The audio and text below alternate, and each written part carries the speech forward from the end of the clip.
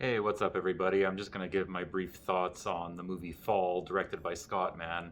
It was originally released late last summer. I was initially curious, and then when I started to hear the buzz that it seemed to be getting, I decided that it wasn't necessarily worth rushing out to see in a theater. But it popped up on Netflix, so I decided to give it a go. And I'm honestly pretty disappointed in myself for not checking it out in the theater. Don't get me wrong, this is not a perfect movie, and it's not even really anything that I can call a must see. But I also can't deny that it delivered on what it was promoted as way more successfully than I thought it would. And even though I was watching it on a small screen, I was tense for, I would say, the majority of this movie. I know there were some complaints and criticisms of the special effects, but for me personally, I thought this movie on a technical level was seamless. The cinematography is always perfectly poised to make the heights that these girls are struggling at feel as immense and real as possible. And director Scott Mann and his editor are very good about knowing when to hold the camera tightly on the girls and when to pull back wide to reinforce the depth of their isolation and helplessness. I'm sure green screen was used in some instances, but personally I couldn't spot it. That's not to say that I necessarily think this is a completely realistic or plausible story, but it's one of those things where you know that it's a little bit implausible, but you can't quite see the seams. I mean, beyond a careful use of green screen, I would be very curious to see exactly how they were able to make it look like the girls were always up that high.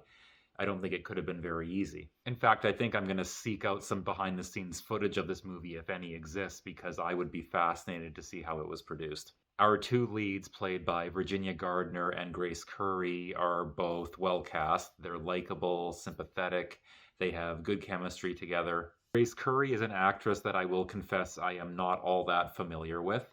Virginia Gardner, on the other hand, I have definitely developed a bit of admiration for. And this is not necessarily her best work. I mean, if I had to pick that, I would encourage you to check out the movie Monster Party that she's in, which is still, as far as I know, available to stream on Shudder. And just like in everything else I have seen her in, she comes off as a very natural comic actress who probably has a very bright future ahead of her.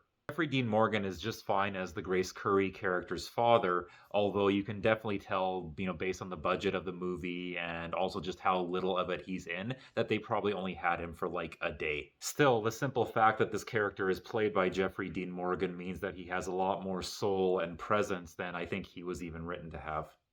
There's a subplot and twist between our two leads that slowly unfolds and is hinted at throughout the movie. I won't spoil it, but honestly, it's not even really worth talking about because, trust me, anyone can easily call it. There is, however, another twist involving the two leads that I did not see coming, but that's not necessarily a compliment in this case. Without saying what happened, I'll just say that there is something that occurred that did not give me any reaction of, like, holy crap, I didn't see that coming. It was sort of more like, excuse me, what? I mean, I'm sure people's opinions on that twist will vary, but for me personally, I found it a little bit hard to swallow. It also basically renders a lot of the conversation between our two leads as having been there to essentially pad onto the runtime when it's all been revealed. And that leads me to one of my criticisms of the film, which is that as tense as it is, there are a couple of stretches where it is much more chatty than it is made out to be in any promotions as well. I mean, it makes sense that these characters would communicate and maybe in some ways start to open up, shall we say. But there's more than one occasion where it feels like the pace of everything is really just slamming on the brakes so that they can have these chats. It doesn't help any that a lot of the dialogue feels like something that fell out of the most heavy handed self help book you could possibly find. Some of the dialogue is so stilted and on the nose that I don't know how the actors delivered it with a straight face.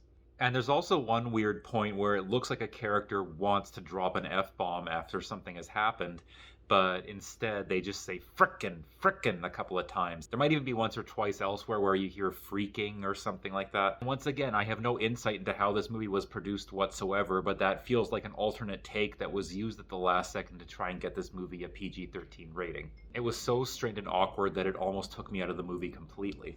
If I was to summarize the screenplay as a whole in just a couple of words, I would probably call it first drafty. So yes, the movie is quite flawed, but when it's focused on the spectacle of these two girls trapped up that tower, it delivers full-fledged. However, much more so than the trailers let on, it also wants to be a character study about personal growth, but unfortunately it doesn't accomplish that quite as well. Just turn off your brain and go in with lowered expectations, and I think you'll get a couple hours of good popcorn munching out of this one. So yeah, nothing too fancy, but that's all I got to say about this one, folks. Look for more content again really soon, and I will catch you all later.